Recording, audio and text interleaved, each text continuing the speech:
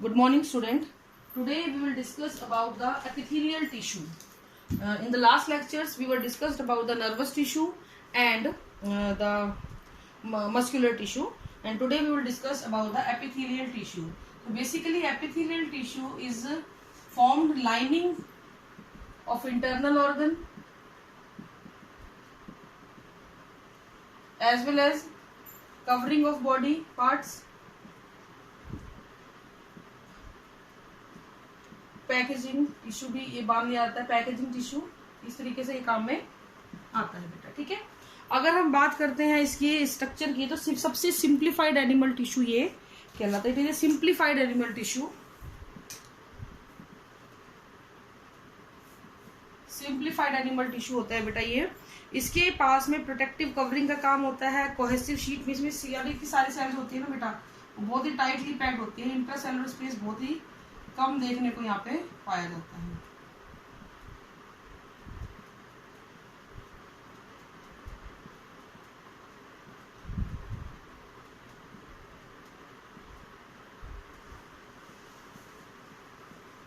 इस तरीके से टाइटली पैक्ड होती हैं. ये बॉडी की एक्सटर्नल सर्फेसिस को कवर करने का काम करती है. इसके अलावा ये विसरल ऑर्गन को कवर करने का काम भी करती है. आपकी जितनी भी बॉडी पार्ट्स इंटरनल और एक्सटर्नल हैं और जिनके ऊपर कोई ना कोई कवरिंग चढ़ी हुई है, they all are made up of epithelial tissue. तो अगर हम इसके फंक्शन की बात करें तो ये आपके बॉडी सरफेस लाइक स्किन बनाती है. ये प्रोटेक्शन का काम करती है, इंजरी से बचाती है, या आपको सूखने से बचाती है. आपकी स्किन जो है या आपकी बॉडी का वेपर जो आपने देखा होगा, अगर आपको एब्रेशन होता है, चोट लगती है तो स्किन उतर जाती है, फिर आप उसमें दवाई लगाते हो क्योंकि स्किन जो थी आपको प्रोटेक्शन कर रही थी, अब वो हट गई है तो उसको प्रोटेक्ट करना आपके लिए जरूरी है, तो आप दवाई लगाते हो. तो डिफरेंट टाइप के जर्म से, केमिकल से, वायरस से, इन सभी चीजों से स्किन आपको बचाती है. और ऐसे ही इंटरनल ऑर्गन में जैसे आपके माउथ के अंदर की जो वॉल है, एलिमेंट्री कैनाल है, ब्लड वेसल के अंदर की जो वॉल है, उन सभी से आपको ये प्रोटेक्ट करती है हर प्रकार की चीज से. इसके अलावा एक इंपॉर्टेंट काम जो इनका और देखा गया, that is the absorption of the food and nutrient. तो ये वाटर एब्जॉर्प्शन का काम भी करेगी. कहाँ पे? वाटर और फूड एब्जॉर्प्शन का काम करेगी इंटेस्टाइन के अंदर. तो ये अपने आप को मॉडिफाई करके विलीज आ जाती है इसके ऊपर, और ये अपने आप को फूड और वाटर के लिए को एब्जॉर्ब करने के लिए अपने आप को केपेबल करती हैं. एक्सक्रीशन में भी हेल्प इसके द्वारा की जाती है. एक्सक्रीशन में हेल्प करती है ये, एक्सक्रीशन में भी इसके द्वारा हेल्प की जाती है. तो कहने का मतलब है कि ये बहुत सारे कामों में हेल्प करती है. इसके अलावा ग्लैंड्स को कई बार फॉर्म कर लेती है, और ये ग्लैंड्स बहुत सारे सिक्रीशन, म्यूकस वगैरह को सिक्रीट करते हैं, स्वेट को सिक्रीट करते हैं, जो हमारी बॉडी के काफी काम के होते हैं. तो इस तरीके से आपका एपिथेलियल टिश्यू आपकी बॉडी के अंदर काम करता है. अब इसके अंदर हम बात करेंगे बेटा इसके टाइप्स की. तो हमारे पास लगभग simple tissue, simple epithelial tissue, इसको हम स्क्वैमोज भी बोल देते हैं. Squamous epithelial tissue, cuboidal, columnar, ciliated. ये सीलिएटेड कॉलमनर के साथ याद आते हैं, इसको मैं वैसे अलग से लिख रही हूँ, और ग्लैंडुलर. तो आपको मॉडिफिकेशन भी यहाँ पे बताए जाएंगे और सिंपल भी बताए जाएंगे. इनमें मेन होता है ये मिलती कहाँ है, उनकी स्ट्रक्चर कैसी है. सिंपल जो टिश्यू होता है वो कुछ इस तरीके से अपने आप को अरेंज किया होता है. इनके पास न्यूक्लियस होता है, ये लिविंग टिश्यू सेल्स होती हैं, इस तरीके से ये सेल हैं, और ये एक बेसमेंट मेम्ब्रेन के ऊपर अटैच होती हैं. ये बेसमेंट मेम्ब्रेन कोलेजन की बनी हुई होती है. इस बेसमेंट मेम्ब्रेन में ये ऊपर ये चीजें मिलती हैं. तो ये जो है आपका न्यूक्लियस हो गया, ये आपकी स्क्वैमोज एपिथेलियल सेल हो गई, टिश्यू को बनाने वाली सेल, और ये आपकी हो गई बेटा बेसमेंट मेम्ब्रेन. ठीक है. बेसमेंट मेम्ब्रेन जो है एक सीमेंटिंग मटेरियल की तरह काम करती है, और इसके ऊपर जैसे आपने देखा होगा अपने फर्श पे टाइल लगाते हैं, टाइल एक दूसरे के अंदर बिल्कुल अटैच फिट होती है. सड़क पे भी देखा होगा एक दूसरे के अंदर इंटरलॉक होती है. तो उसी तरीके से ये भी एक तरीके से इंटरलॉकिंग करे हुए होती हैं.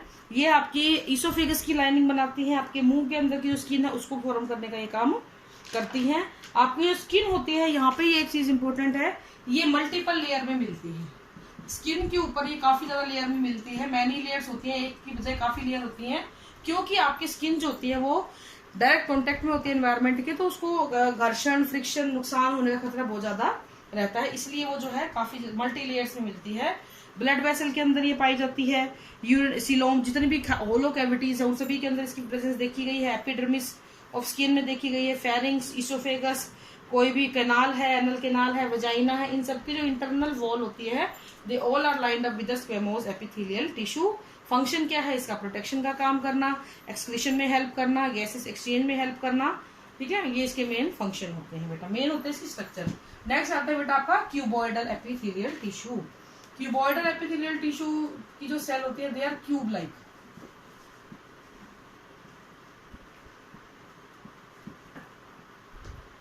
इस तरीके से बॉर्डर ये नीचे बेसमेंट मेम्ब्रेन पे ये अटैच होते हैं, ठीक, इस तरीके से ये होती हैं, ये क्यूब लाइक होती हैं। इनकी सेल्स होती हैं बहुत चौड़ी होती हैं और लंबी कम होती हैं। इनका अकरेंस जो देखी गई है वो सलाइवरी डक्ट, पैनक्रिएटिक डक्ट, तो जो भी डक्ट्स होती हैं, pancreatic duct, salivary duct, sweat gland, thyroid gland, इन सभी के पास ये पाई जाती है।